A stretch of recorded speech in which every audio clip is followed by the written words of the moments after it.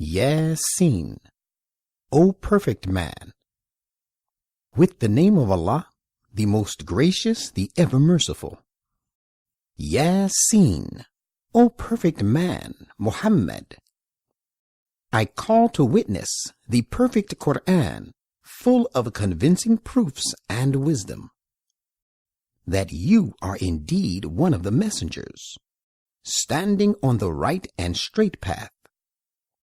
This Quran is a great revelation sent by the Almighty and the ever-merciful God, so that you may warn the people who are ignorant because their forefathers have not been warned for a long time.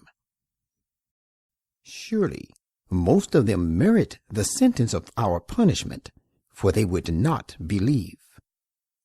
Surely we have put shackles of customs and prejudices round their necks, and they are reaching right up to their chins, so that they have become stiff-necked due to their pride and false notions of superiority. And we have placed barriers of their stubbornness, rendering them unable to look forward to the bright future of Islam and rise to eminence by accepting it, in front of them, and barriers of their prejudices behind them, thus rendering them unable to look back at the doom of those who rejected the truth in the past. Thus we have kept them behind the veil, so that they cannot see, so have become totally devoid of spiritual light. And it is all the same to them whether you warn them or do not warn them. They will not believe, for they have deliberately shut their eyes and ears to the truth. You can warn only those who would follow the reminder, the Quran, and are full of reverential awe of the most gracious God in the heart of their hearts. Therefore, proclaim to them the glad tidings of protection from the evil consequences of sins and an honorable provision from us. Surely it is we alone who raise the dead to life, and we shall preserve their noble deeds, which they send forward, and their prince of virtue and knowledge, which they leave behind for others to emulate. Everything we have comprehensively preserved in a clear record, and set forth to them, for their good, a parable of a people of the town, when the messengers of God came to them. At first we sent to them 2 messengers, Moses and Jesus, but they cried lies to them. Then we strengthened our apostles with a 3rd, the Prophet Muhammad, by fulfilling in his person their prophecies about his advent. So they said, as a general message to the people, "We have been sent to you as messengers by God." They, the contemporaries of the messengers, gave a general reply, "You are only human beings like ourselves. The most gracious God has revealed nothing to you. You are simply telling lies." They said, "Our Lord knows that we have been, of course, sent to you, and our duty is only to convey the message in clear terms." They, the people of the town, said, "We augur ill from you, for we were seized with one calamity or the other after your advent. If you do not give it, your preaching, over, we will certainly excommunicate you, and a painful punishment shall befall you at our hands." They said, "Your ills are of your own making. Do you say all this because you have been admonished? Nay, but the real thing is you are a pack of transgressors." Now there came a man running from the farthest end of the town. He said, "O my people, follow the messengers. Follow those who ask no reward from you and who are following the right path. What reason have I not to worship him who has created me, and to whom you all shall be brought back? Shall I take apart from him others as gods, whose intercession, if the most gracious God should decide to do me some harm, will be of no avail to me? nor will they be able even to rescue me from that harm? Surely, in case I do anything of the kind, I should be falling into a clear error. I have believed in your true Lord, therefore listen to me. It was said to him by God, enter the paradise while you are still living. He said, oh, would that my people knew. For what reason has my Lord granted me protection from pitfalls in this life, and included me among the honored servants of his? We sent no contingent of force from heaven against his people to destroy them, after that he has believed, nor do we ever command any of such things. It was just a single blast, and behold, they were all extinct like a spark of fire extinguished. Alas for my servants, not a single messenger comes to reform them, but they treat him lightly.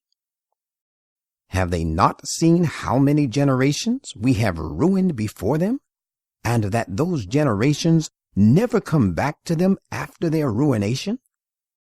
Indeed, they, one and all, shall most certainly be brought before us. The dead earth which we bring to life, and from which we bring forth a large variety of grains, of which they eat, is an important sign for them. And we have made to grow thereon, the earth, gardens of date palms and vine, and we have caused springs to gush forth from it, so that they may enjoy its fruit, and enjoy that which their hands have worked for. Will they then render us no thanks, and follow our guidance? Glory be to him who has created pears of all type, of the thing that the earth grows, and of their own species, and of the things yet unknown to them. The night from which we strip off the last vestige of the day, so that afterwards they are left in pitch darkness, is a great sign for them.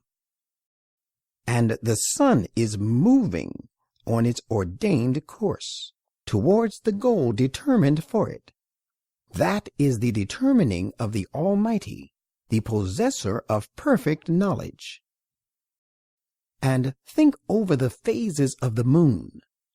We have determined its various mansions, so that after traversing these mansions, it returns to the stage when it appears like an old dry twig of a palm tree. It is not given to the sun to attain to the purpose ordained for the moon, nor is it given to the night to outstrip the day. All of these luminaries go on floating smoothly in an orbit of their own. And it is a sign for these people that we carry their children in the fully laden ships. And we will make for them other means of transport, such things as they will board. If we so willed, we would drown them. Then they would have no one to succor them, nor would they be rescued. It is only through mercy from us that we save them, and let them have an enjoyment of worldly gains for a while.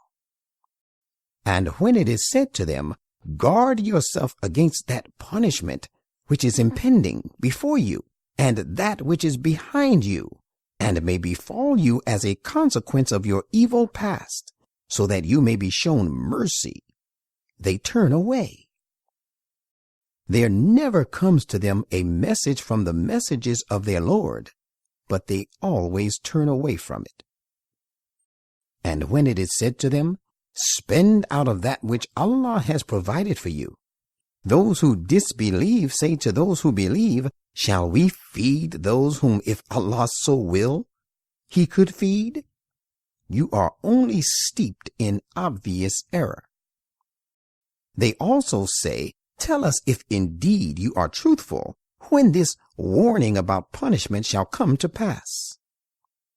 They are thus only waiting for one sudden onslaught of calamity, which will overtake them while they are yet disputing about it among themselves. and so sudden will be their end, that they will not be able to leave instructions about their affairs, nor to their own people will they return. And the trumpet shall be blown, and behold, rising from their graves they will hasten on to their Lord. They will say to one another, "Oh, woe be on us! Who has aroused us from our sleeping place?" This is the same thing as the most gracious God had promised, and the messengers of God did indeed speak the truth, will be the reply they receive.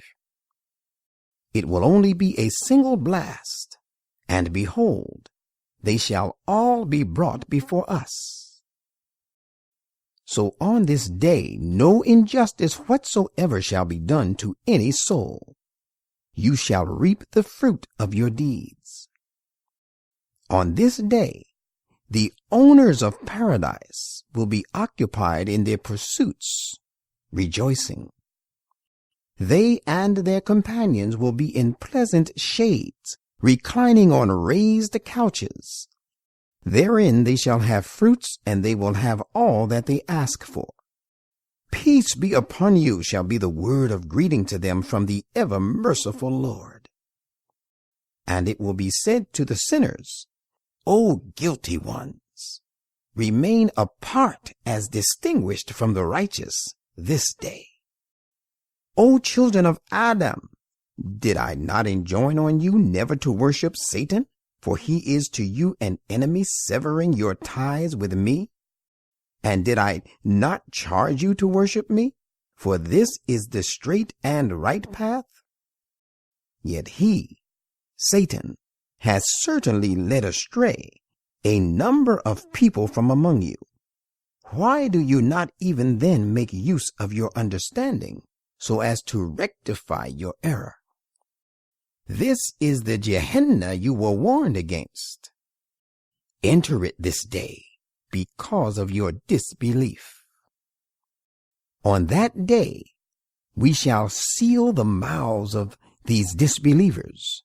Their hands will speak to us about the actions they wrought, and their feet shall bear witness to all their sinful doings.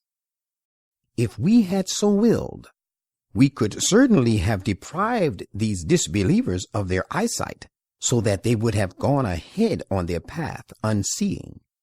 But how should they find the path now in this state of their blindness? If we had so willed, we could have certainly destroyed them where they were, so that they would not be able to move forward nor turn back. We reverse the mechanism of the person to whom we grant extraordinary long life by making the state of his constitution weak. Do they not even then make use of their understanding? We have not taught him, the Prophet Muhammad, the art of composing verses, nor does it become him to be a poet. This Quran is but a means to attain to eminence, a book that is widely read and tells the right from the wrong. It has been revealed so that he, the Prophet, may warn those who are still somewhat spiritually alive and so capable of receiving and responding to the call of truth, and that the verdict of condemnation be justified against the disbelievers. Do they not see that among the things that we have made with our power are the cattle which we have created for them, and of which they are masters now? And we have subdued these cattle for their use and benefit, so that some of them serve as their riding beast, and through others they obtain their food. They have many other uses in them. They provide them with the drinks of various kinds. Will they still give us no thanks? In spite of all this, they worship other gods apart from Allah falsely, that they may find some help through them. These false gods are not capable of helping them. On the contrary, these gods will turn out for them to be a host of rebels brought before the Almighty to receive their due punishment. And do not let their words cause you grief. Verily, we know what they conceal and what they profess, and they will be paid back in their own coins. Has not a human being seen how we have created him out of a very insignificant sperm drop? Yet behold, he is an open adversary to us. And he coins strange things about us and forgets his own creation. He says, "Who will quicken the dead bones to life when they are decayed?" Say, he who evolved them the first time will again raise them to life. He is fully conversant with all types and methods of creation. It is he who produces fire for you out of the green tree, that you kindle another fire from it. Even so, new faith is kindled when the spiritually weak come in contact with the divine reformer. Has he who has created the heavens and the earth not the power of creating other people like them? Why not? He is the supreme creator and possessor of all knowledge. Verily, his command, when he intends to evolve a thing, is only that he says to it, "Be," and it comes into being at proper time. Therefore, glory be to him in whose hand lies the perfect control of everything, and towards whom you shall be made to return.